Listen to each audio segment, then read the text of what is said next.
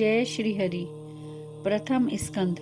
श्री सूत जी से ऋषियों का प्रश्न। एक बार भगवान विष्णु एवं देवताओं के क्षेत्र नैमिषारण्य में शौनकादि ऋषियों ने भगवत प्राप्ति की इच्छा से एक यज्ञ का अनुष्ठान किया।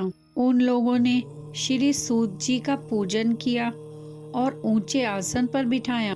ऋषियों ने कहा, सूत जी, आपने पुराण और धर्मशास्त्र का अध्ययन किया है। आप कृपा कर बताइए कि उन शास्त्रों और पुराणों में कलयुगी जीवों के परम कल्याण का सहज साधन आपने क्या निश्चित किया है। आप अपनी बुद्धि से उनका सार निकालकर प्राणियों के परम कल्याण के लिए हमें सुनाइए, जिससे अंतःकरण की शुद्धि प्राप्त हो। बुद्धिमान सूत जी, सर्व समर्थ प्रभु अपनी योग माया से स्वच्छंद लीलाएं करते हैं। उन श्री हरि की मंगलमयी अवतारों व कथाओं का वर्णन कीजिए। हम कलयुग को आया जानकर वैष्णव क्षेत्र में संकल्प करके बैठे हैं कि हमें श्री हरि की कथाएं सुनने का अवसर प्राप्त हुआ है। यह कलयुग अंतःकरण की पवित्रता और शक्ति का नाश करने वाला है। एकाग्र मन से भक्तवत्सल भगवान का ही नित्य निरंतर श्रवण और कीर्तन तथा ध्यान करना चाहिए, जिससे भावों में काम, क्रोध और मोह आदि का अंत हो जाता है। प्रकृति के 3 गुण हैं, सत्व, रज और तम। इनको स्वीकार करके इस संसार की स्थिति, उत्पत्ति और प्रलय के लिए परमात्मा ही विष्णु, ब्रह्मा और रुद्र, ये 3 नाम ग्रहण करके भगवान श्री कृष्ण ने अपनी गुणमयी माया से सर्ग के आदि में संसार की रचना की थी। ये सत्व, रज और तम तीनों गुण उसी माया के विलास हैं। भगवान विष्णु के अवतारों का वर्णन। श्री सूत जी कहते हैं कि सृष्टि के आदि में भगवान ने लोकों के निर्माण की इच्छा की। भगवान ने महतत्व आदि से निष्पन्न पुरुष रूप ग्रहण किया। 10 इंद्रियां, 1 मन, 5 भूत कलाएं थीं। जल में शयन करते हुए योग निद्रा का विस्तार नाभि सरोवर से एक कमल प्रकट किया। कमल से ब्रह्मा जी उत्पन्न हुए। भगवान ने विराट रूप के अंग में समस्त लोकों की कल्पना की। भगवान का यही पुरुष रूप नारायण कहलाया। इसी रूप से पशु, पक्षी और मनुष्य आदि योनियों की सृष्टि की। आइए जानते हैं भगवान के अवतारों का वर्णन। भगवान ने पहले कौमार सर्ग में सनक, सनंदन, सनातन और सनत कुमार ब्राह्मणों के रूप में अवतार ग्रहण किया। दूसरा अवतार रसातल में की हुई पृथ्वी को निकालने के लिए भगवान ने सूकर रूप ग्रहण किया। हिरण्याक्ष भगवान से लड़ने आया। खूब युद्ध हुआ। भगवान ने उसको मारकर पृथ्वी को ऊपर लाकर जल पर निश्चित स्थान पर रख दिया। ऋषियों की सृष्टि में भगवान ने नारद रूप में तीसरा अवतार ग्रहण किया। धर्म पत्नी मूर्ति के गर्भ से भगवान ने नर नारायण के रूप में चौथा अवतार ग्रहण किया। भगवान ने सिद्धों के स्वामी कपिल देव के रूप में 5वां रूप ग्रहण किया। अनुसुईया के वर मांगने पर भगवान ने अत्रि की संतान दत्तात्रेय के रूप में 6ठा अवतार ग्रहण किया।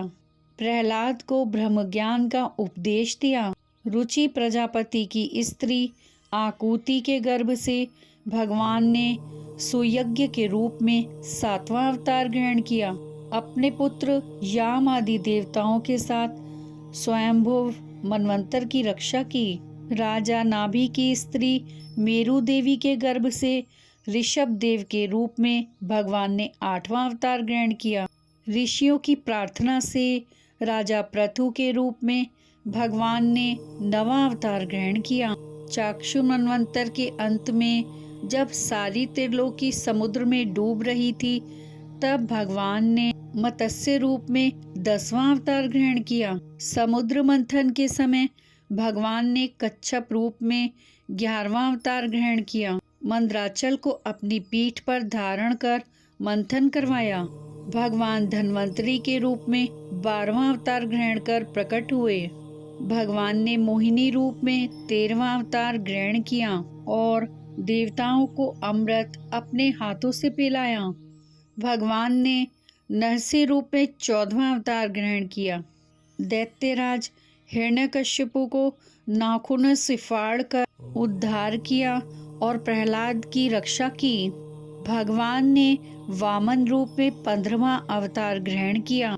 दैत्यराज बलि के यज्ञ में जाकर 3 पग भूमि मांगी थी। भगवान ने परशुराम रूप में 16वां अवतार ग्रहण किया। राजा लोगों को ब्राह्मण द्रोही देखकर पृथ्वी को 21 बार क्षत्रियों से शून्य किया।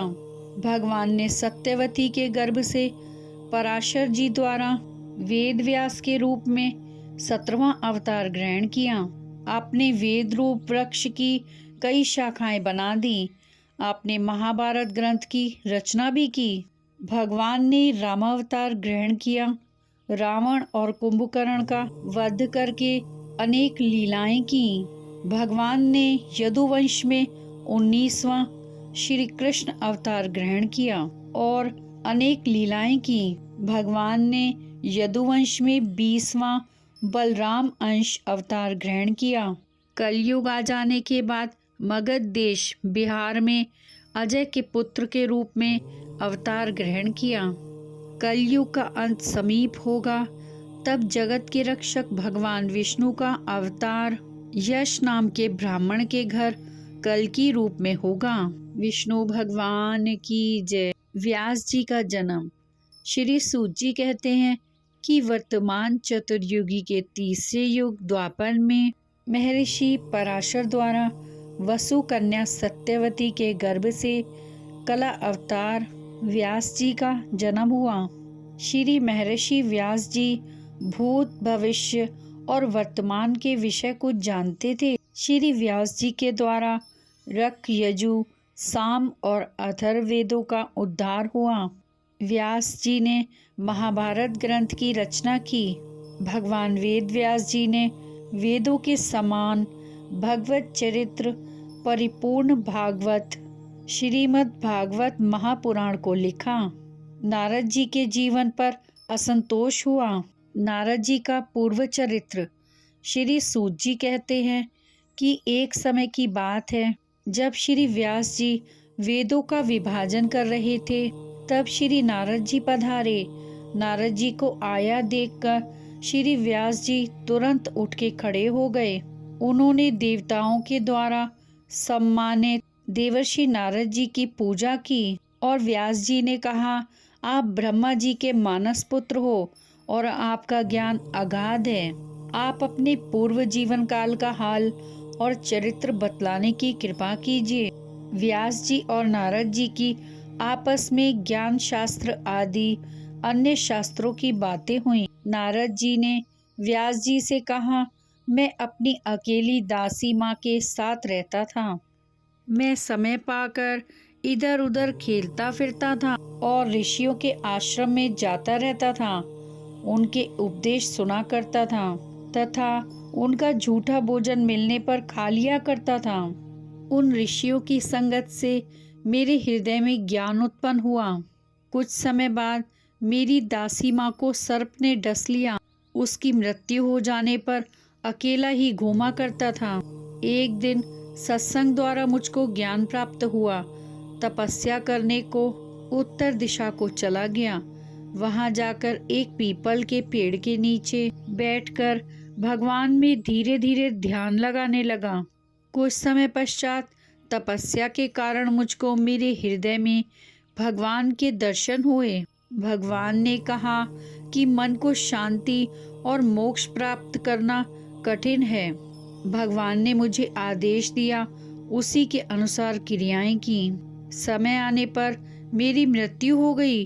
भगवान की कृपा से मुझे सद्गति प्राप्त हुई। व्यास जी सुनो, भगवान जब क्षीर सागर में शयन कर रहे थे, तब ब्रह्मा जी ने कमल डंडी का अंत प्राप्त करने के लिए संपूर्ण सृष्टि को समेटकर कमल की डंडी में होकर प्रवेश करने लगे। तब मैं नारद उनके श्वास से उनके हृदय में प्रवेश कर गया। 1 सहस्त्र चतुर्युगी बीत जाने पर ब्रह्मा जी जागे। उन्होंने सृष्टि की रचना करने की इच्छा प्रकट की। ब्रह्मा जी ने हताश होकर अपनी इंद्रियों से मरीचि आदि ऋषियों के साथ मुझे प्रकट किया। नारद जी ने कहा, उसी समय से तीनों लोकों में बाहर भीतर बिना रोक टोक के विचरण करता हूँ। मैं ब्रह्मा जी का मानस पुत्र हूँ। श्री सूत जी ने कहा कि सरस्वती नदी के पश्चिमी घाट पर श्री व्यास जी का आश्रम था। उन्होंने भक्ति योग से मन को पूर्ण तथा एकाग्र करके भगवान को और उनके आश्रय से रहने वाली माया को देखा। उसी माया से मोहित होकर श्रीमद् भागवत महापुराण की रचना की।